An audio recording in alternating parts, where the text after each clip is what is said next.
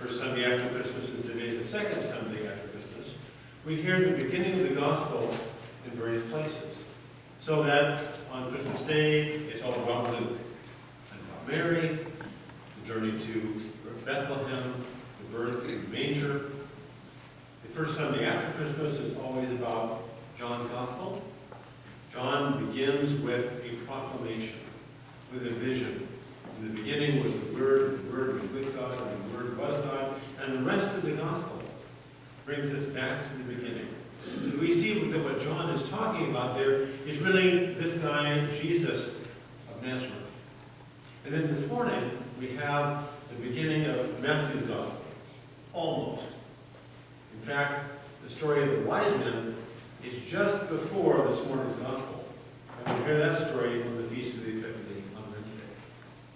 But today we have the story of how Jesus goes to Egypt and then comes back to Israel.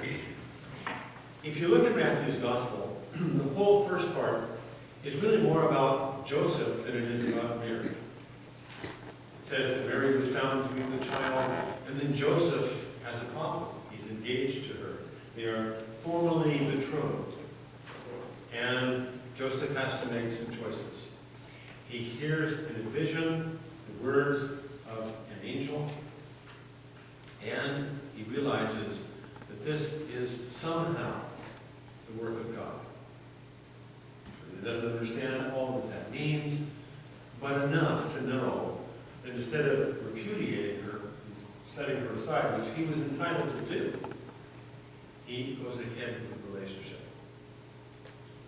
Then, in this morning's gospel, he has another vision, calling him to take Jesus and his family, leave everything that was familiar and secure in Nazareth, his job, his home, people that knew him, and go to a strange and foreign land, the land of Egypt.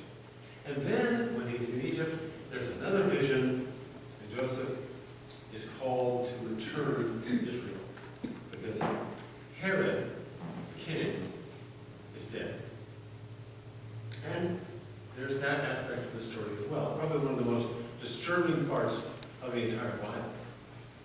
When Herod hears from the wise men that there is this king born in Bethlehem, he is not only jealous, but fearful. And in response to that, he orders the execution of young male children. A horrific thought. And Joseph, being warned in a dream, removed Jesus so that he is no longer in danger. What's interesting about this whole sequence of events is how Joseph listens and responds. Very much like Mary did when the angel Gabriel comes to her. She hears this fantastic news, and her response is the Magnificat. Be it unto me according to thy word. In the same way, Joseph hears what is certainly unlikely, improbable, and has no factual basis, and responds to that. All he knows is what God seems to have said to him. And so Joseph is both open to what God is saying to him, and he acts on that. He's willing to set his life aside, in a sense, in going to Egypt, so that Jesus will be saved. Now certainly there are echoes here of what happened for the people of Israel. Remember, they ended up in Egypt because they were in danger as well. There was a famine, they didn't have any food, they ended up for a time in Egypt, only to fall into slavery, and then to come out of Egypt back into the Holy Land. So, any Jew that heard this story would be reminded of something that happened before. But certainly for Joseph, this is news out of the blue.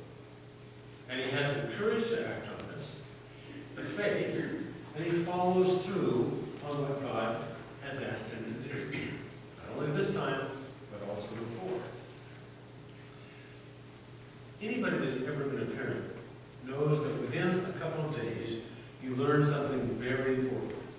And that is, you are not the most important person in the room. From that point on, as you raise the child, whether it means getting up at 3 o'clock in the morning, or making sure that the house is nice and quiet so you don't wake up, or washing them carefully so that they don't get sick, you know that your life is now in second place.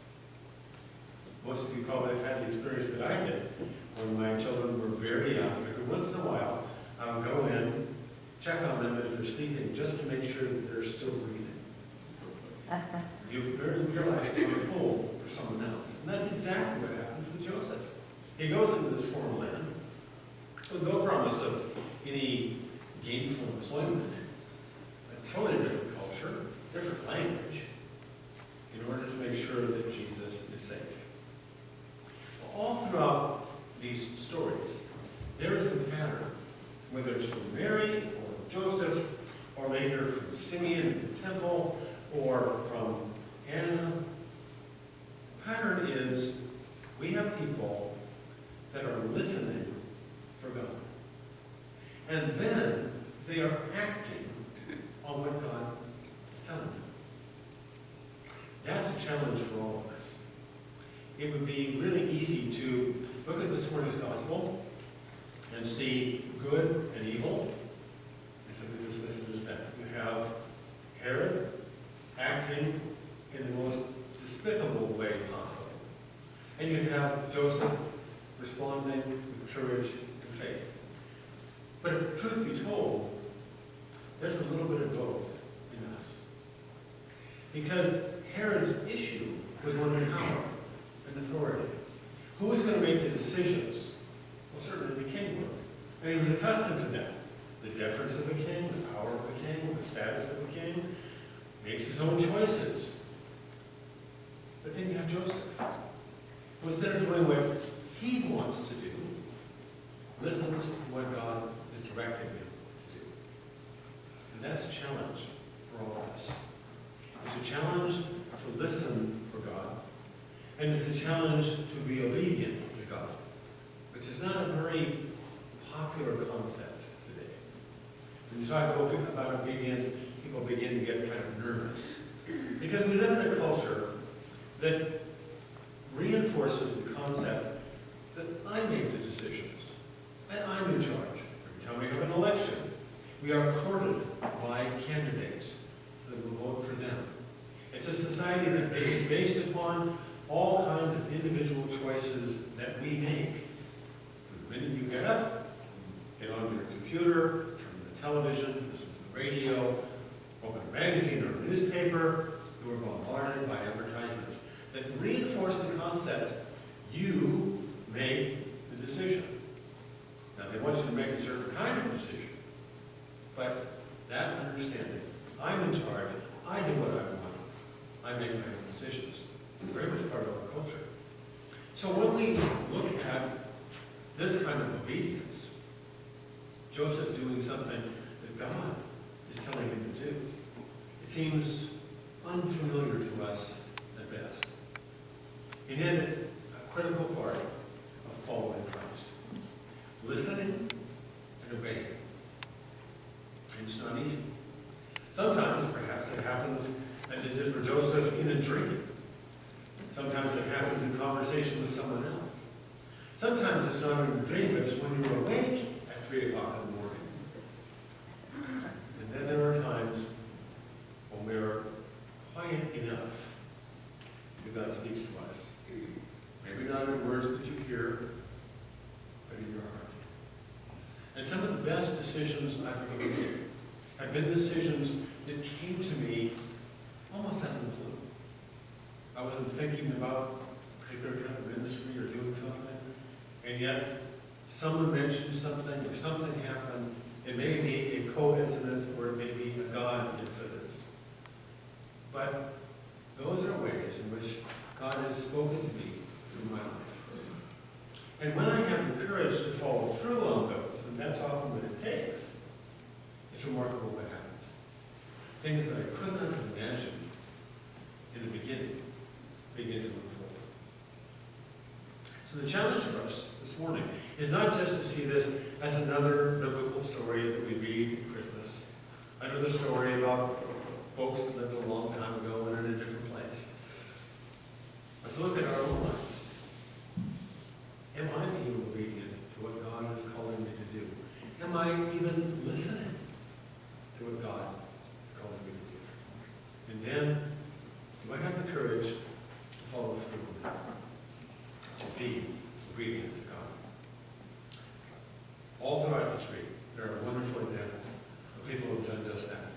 It's the story of Francis. It's the story of Claire. It's the story of many of the saints of the church. People who listened, said yes,